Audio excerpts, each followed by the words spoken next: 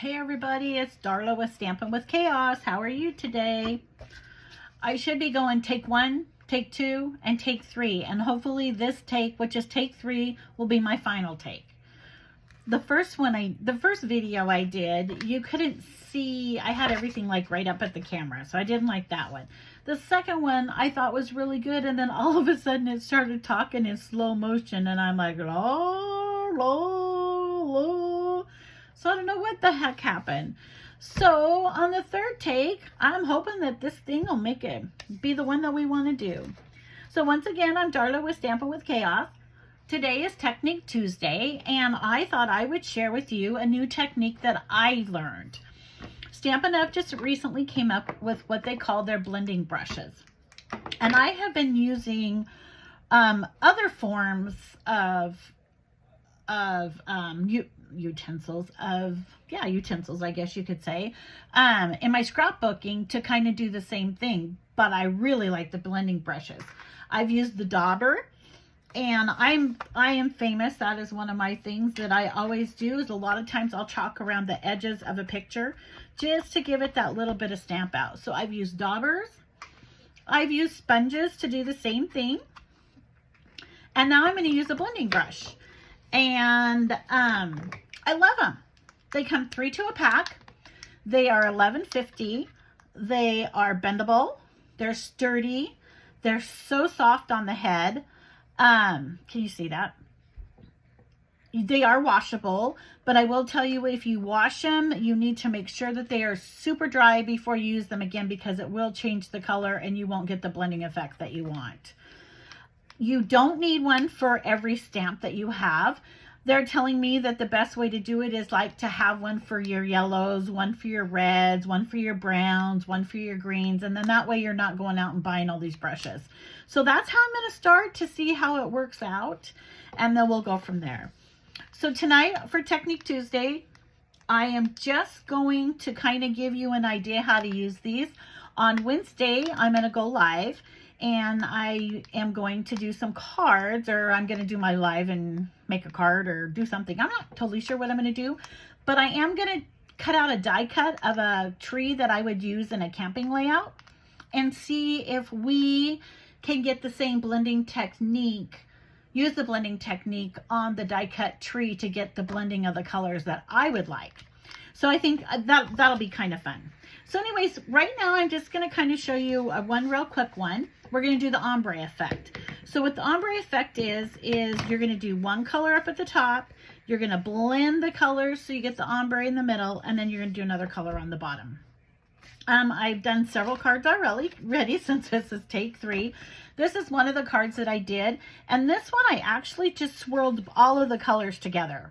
So it's kind of an ombre swirl all over the entire card.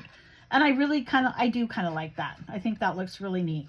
The one I'm going to do today, we're going to do it in the layers. So I'm going to start off with our crushed curry, which is a yellow. And all you do is you take your brush and you pat it down, going around in circle motions. If you want more, push down on the head a little bit harder. And then they're telling me what you need to do is you need to take some of it and kind of pop it off. They said to do it onto one of your blank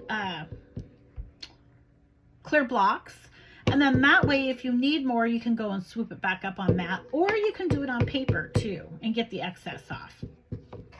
Okay, now that I've got it all off, so let's see, we got the red going on up there, so let's start the yellow down here. And you're going to start at the edge, so if there is a big glob or a glob, you know, a little bit more on it, it kind of gets it off before it gets onto the paper. It kind of mixes. And like I said, we're going to do the 3 colors. So the bottom and the top are all going to be one color. And then it mixes in the middle. And you just go around in swirling motions. So you want it kind of darker on the bottom, but once you get towards that middle, you want to make it a little bit lighter, because remember, we're going to mix it in with we're going to blend it in. Okay, you can pull some of this up here.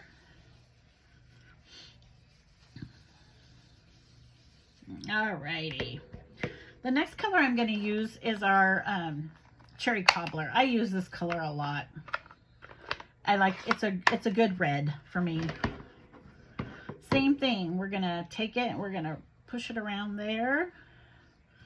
Once we think we got enough on, we're going to knock some of it off. And then we're going to start up here so we can get that solid red color at the top. You can see over here how it got the excess off a little bit. And then you're going to pull it down and you're going to work a way down into that yellow. And you're going to mix that. So you're going to have your red,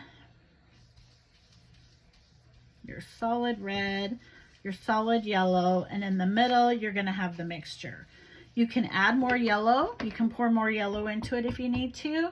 You can add more red. I think I would probably add more yellow in this because the red's kind of dominating. But that, my friends, is called the blending, and this is called, oops, I did that. Oh, make sure you get it in the right one. And this is called the ombre effect. Isn't that neat? And it's funny because you can get on and you can probably, I mean, I've watched Stampin' Up's video. I watched other people do this video, and everybody does it a little bit different. You kind of end up doing it your own technique.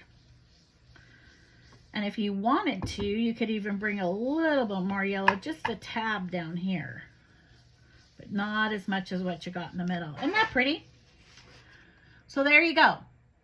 That's called blending. Our blending brushes are in our new catalog, the mini catalog that's good from January of 2023 to April of 2023.